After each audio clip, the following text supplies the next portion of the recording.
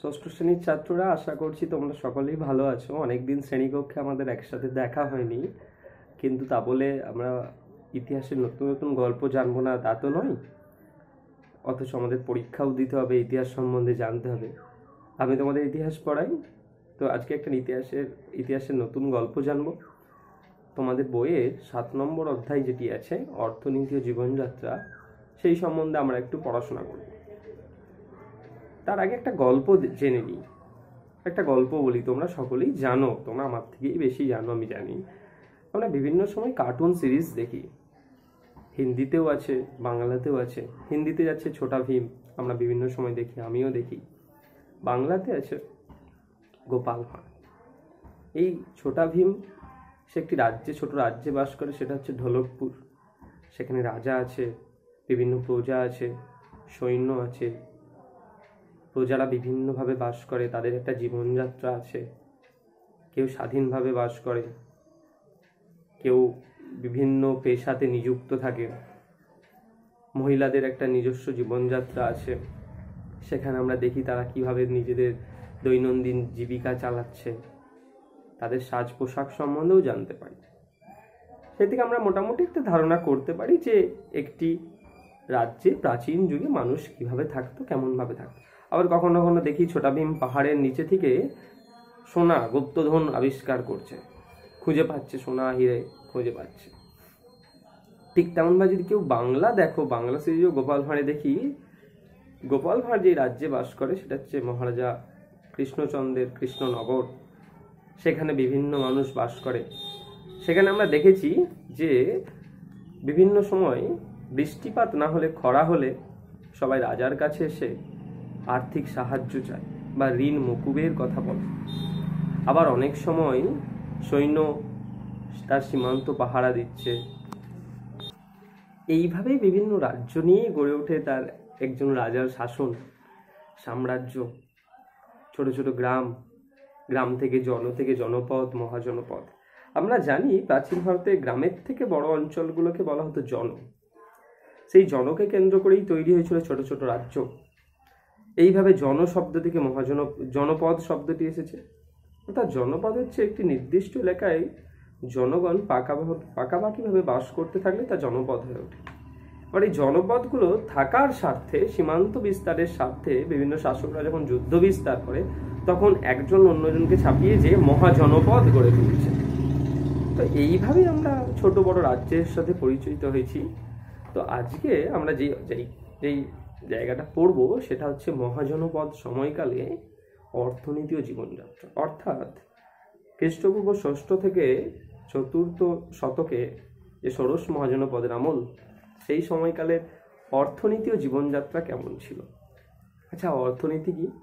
অর্থনীতি মানে ধরো মানুষের বেঁচে থাকতে গেলে মানুষের হাতে কেমনভাবে অর্থ আসছে, সে কিভাবে দিন গুজরান করছে, তার ভরণ পোষণের মাত্রাটা কেমন, সে আর্থিক ডিস্ট্রিবিউশন বা বিভাজনটা কেমন, কোন শ্রেণীর হাতে কেমন অর্থ আসে, কোন জীবিকার মাধ্যমে বেঁচে থাকতে গেলে একজন মানুষের কত টাকা অর্থ খরচ হয়। এইভাবেই একটা অর্থ নিয়ন্ত্রণ এবং অর্থকে যখন আমরা বিভিন্ন মাধ্যমে গ্রহণ করছি, এভাবে একটা অর্থনীতি ব্যাপার গড়ে উঠছে। প্রাচীনকালে সেই অর্থনীতির মাত্রা ছিল অন্যরকম, এখন তার মাত্রা অন্যভাবে পাল্টেছে। আর জীবনযাত্রা অর্থে জীবিকা, বেঁচে থাকা, সমাজে থাকতে গেলে কিভাবে তিনি আছেন, কিভাবে তিনি চলছেন, সেটি হলো জীবনযাত্রা। সেটা জীবিকারই অংশ বলা যেতে পারে। তো ছোটা ভীমের গল্প পড়লাম, আবার দেখলাম যে মহারাজা কৃষ্ণচন্দ্রের আমলে গোপাল ভাঁড়, সে কিভাবে তিনি থাকছেন, মহারাজা কিভাবে চালাচ্ছেন তার রাজশাসন। কিন্তু সেটা তো তবু ধরতে গেলে মোটামুটি কিছুদিনের পুরনো। কিন্তু আমাদের যদি আরও পিছনে ফিরে যেতে হয়, মহাজনপদের সময়কালে, মহাজনপদ কি তোমরা আগের অধ্যায়গুলোতে আরও ভালো করে পড়বে, কোন সময়কালকে বোঝাচ্ছে, কিভাবে গড়ে উঠছে, আরও সুন্দর করে পড়েছো নিশ্চয়ই। কিন্তু ওই সময়কার সমাজে জীবনযাত্রা, অর্থনীতি বুঝতে গেলে আমাদের নিশ্চয়ই আমরা কোনো সিনেমা দেখে জানবো না। আমাদের নির্ভর করতে হবে প্রত্নতাত্ত্বিক উপাদান, অর্থাৎ মাটির নিচে যা পাবো। অর্থাৎ অনেক পুরনো একটা নাগলের ফলা পেলাম, সেখান থেকে যদি আমরা তার সময় বিশ্লেষণ করে দেখি, তাহলে সময় বিশ্লেষণ করে বোঝা গেল এটা মহাজনপদ সময়কালে। অর্থাৎ এই সময়কালে মানুষ নাঙলের ফলার মাধ্যমে জমি কর্ষণ করত। আবার বিভিন্ন লিখিত উপাদানের মাধ্যমেও আমরা বুঝতে পারি। তোমরা প্রথম অধ্যায়ে পড়েছো লিখিত উপাদান কোনগুলি, অলিখিত উপাদান কোনগুলি, প্রত্নতাত্ত্বিক উপাদান কোনগুলি। অর্থাৎ এইভাবে আমরা জানতে পারি যে কিভাবে আমরা অর্থনীতি ও সমাজ সম্বন্ধে, জীবিকা সম্বন্ধে তাদের জানব। তাহলে শুরু করা যাক। এই মহাজনপদ সময়কালে মানুষের অর্থনীতির মূল ভিত্তিগুলি কী ছিল। প্রথমেই বলি, ভারতীয় উপমহাদেশ পুরোপুরি ছিল 1 নম্বর পয়েন্ট, কৃষি নির্ভরতা। ভারতীয় উপমহাদেশ পুরোপুরি ছিল কৃষি নির্ভর। বেশিরভাগ মানুষই ছিল কৃষির সঙ্গে যুক্ত। বিভিন্ন সময় বিভিন্ন ফসল ফলত, তার মধ্যে ধান ছিল প্রধান। সেই ধানের মধ্যে শাল ধান ছিল বিশেষত বেশ উল্লেখযোগ্য, যা বিভিন্ন সময়কালে যারা ভারতে ভ্রমণে আসছেন, পরিভ্রমণে আসছেন, তারা উল্লেখ করেছেন, এই শাল ধানের সুনাম করেছেন। এবং ঋতুভেদে বিভিন্ন ফসলের চাষ হতো। তবে মহাজনপদ যেহেতু গঙ্গা নদী বিধৌত অঞ্চলে গড়ে উঠেছিল, তাই জলের কোনো সমস্যা হতো না। তাই কৃষি যে ওই সময়কালে অর্থনীতির প্রধান মাত্রা ছিল এবং ভিত্তি ছিল, তা বলাই বাহুল্য। এবং গম, যব, অন্যান্য ফসলেরও চাষ দেখা যায়। খাদ্যশস্য, দানাশস্য, এই সব ধরনের চাষের মাধ্যমেই এই সময়কালে মানুষ তাদের জীবিকা নির্বাহ করত। বিশেষত মহাজনপদের মানুষজন তাদের বেঁচে থাকা, জীবনযাত্রা চালিয়ে নিয়ে যাওয়া, বিনিময় প্রথা, সব কিছু চালানোর মূল প্রধান মাত্রা ছিল এই কৃষিকাজ। কৃষিকাজ ছাড়াও আরেকটি মাধ্যম ছিল পশুপালন। অর্থাৎ জমিতে কৃষিকাজ করতে গেলে, কর্ষণ করতে গেলে আমরা পশুর সাহায্য নিতেই হবে আমাদের। কারণ আমরা জানি বলদ যে আছে সে জমি কর্ষণ করতে, নাঙল টানতে সাহায্য করে। মানুষের দ্বারা তো এই কঠোর পরিশ্রম হয় না।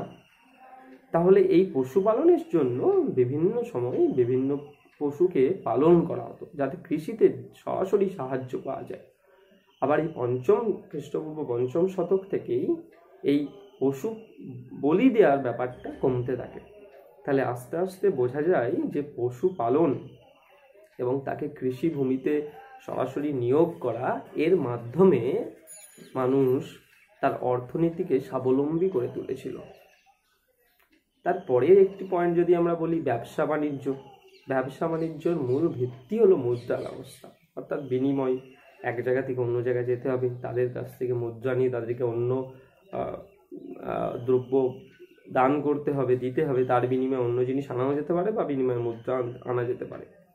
অর্থাৎ ধনী ব্যবসায়ী যেমন ছিল, আবার ছোটোখাটো দোকানদার, ছোটোখাটো ব্যবসায়ীও ছিল, আবার বণিকও ছিল।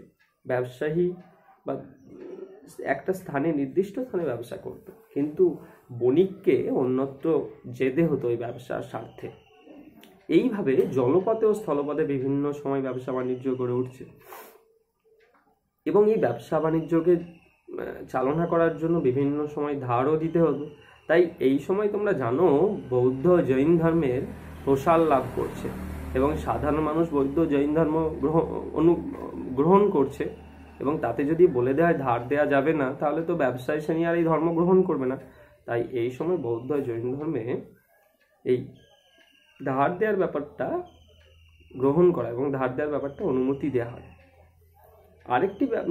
আরেকটি ব্যবস্থার মাধ্যমে এই অর্থনীতি আরও দৃঢ় হয়েছিল, আরও শক্তিশালী হয়েছিল। সে 4 নম্বর পয়েন্টটি হলো বিনিময় মাধ্যম, অর্থাৎ মুদ্রা বিনিময়। এই সময় তোমরা জানো কাঁসারপণ বলে একটা মুদ্রা এই বিনিময়ের মাধ্যমে সব থেকে মূল্যবান ছিল। এছাড়াও গোল মুদ্রা, ছোটোখাটো মুদ্রা, চৌকো বিভিন্ন মুদ্রা। আমি ক্লাসে পড়ানোর সময় তোমাদের সেকশনে নিশ্চয়ই আলোচনা করেছি যে কিভাবে মুদ্রার মান নির্ধারণ হতো, মুদ্রার কোয়ালিটি কিভাবে বোঝাচ্ছে যে একজন রাজার কোন সময়কালকে এবং তার অর্থনৈতিক অবস্থা কেমন। অর্থাৎ মুদ্রার বিকাশ বাণিজ্যকে পুরোপুরি প্রভাবিত করত এবং মুদ্রা যে বাণিজ্যের অন্যতম মাধ্যম ছিল তা বলাই যায়। তাহলে এই সবের মাধ্যমে মানুষের দিন যাপন এবং অর্থনীতি গড়ে উঠেছিল। এছাড়াও কখনো কখনো কেউ মৃৎপাত্র নির্মাণ, কারিগরি শিল্প, গয়না নির্মাণ, কালো চকচকে মৃৎপাত্র বা মাটির পাত্র নির্মাণের মাধ্যমে তারা দিন যাপন করতো, এগুলো ছিল জীবিকার অংশ। এগুলো সরাসরি যে অর্থনীতিকে স্বাবলম্বী করে দাঁড় করিয়ে দিয়েছিল তা নয়, কিন্তু নিচু স্তরের মানুষ এর মাধ্যমে জীবনযাপনের মাধ্যমে জীবিকা চালাতে পারত। তোমরা 5 নম্বর পয়েন্টে লিখবে যে কারিগরি শিল্পের সঙ্গে যুক্ত মানুষ, গয়না যারা বানাতো, পুঁথি বা পাথরের গয়না, কখনো কখনো আবার যারা মৃৎপাত্র নির্মাণ করছে, বা ধোপা, নাপিত, চিকিৎসক, বৈদ্য, এরা গ্রামীণ অর্থনীতির একটা অন্যতম মাধ্যম ছিল।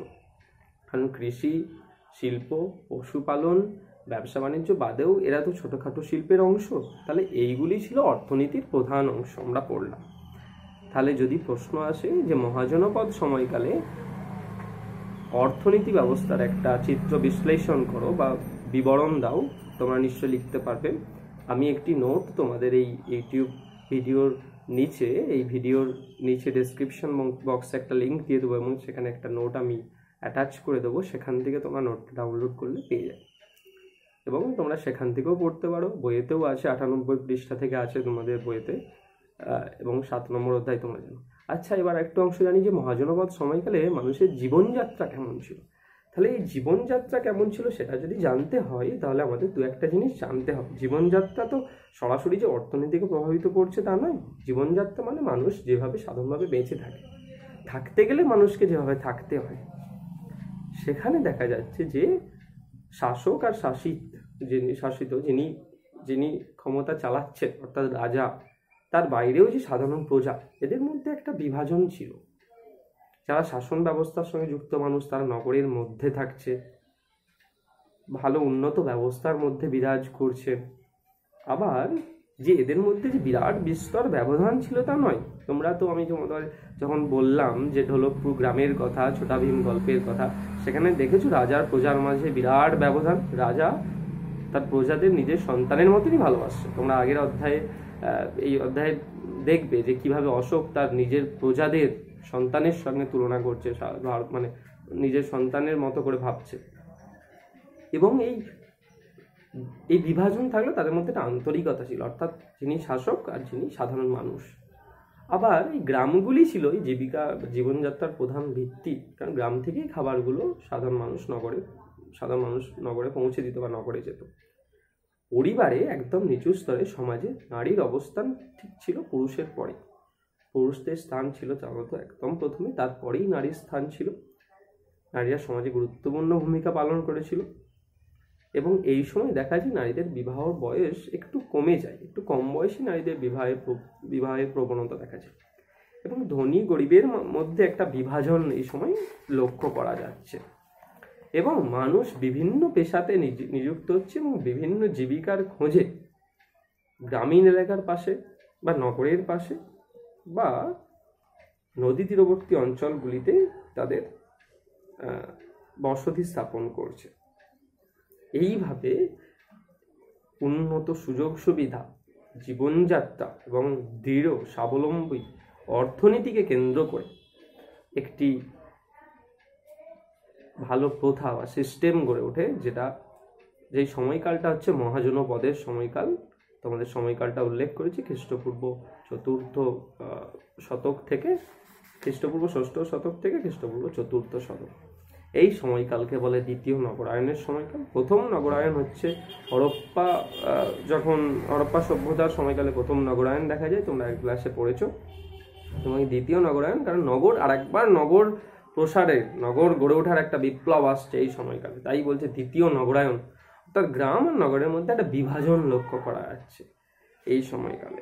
এবং এই রাজধানীগুলো, প্রধান অঞ্চলগুলি, যে প্রধান নগরগুলি যে অর্থনীতির মূল কেন্দ্রবিন্দু, সেটা তো উল্লেখ করাই যায়। তার সাথে সাথে গ্রামগুলোও এই অর্থনীতিতে প্রধান ভূমিকা পালন করেছিল, কারণ গ্রাম ছিল সাপ্লাই লাইন, গ্রাম থেকেই সমস্ত কিছু যেত।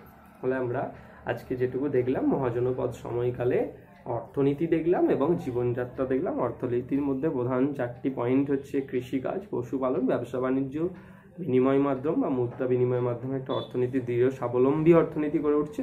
এছাড়াও কারিগরি শিল্প, ছোটখাটো ব্যবসা বাণিজ্যের মাধ্যমে গড়ে উঠছে।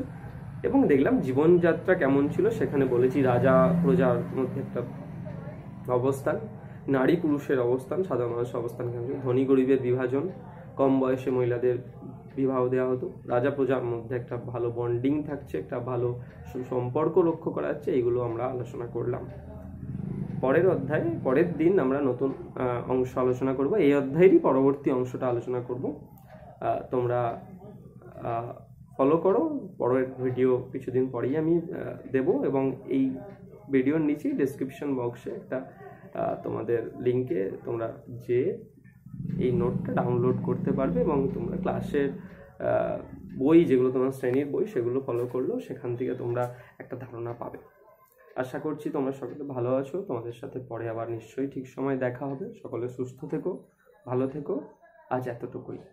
নমস্কার।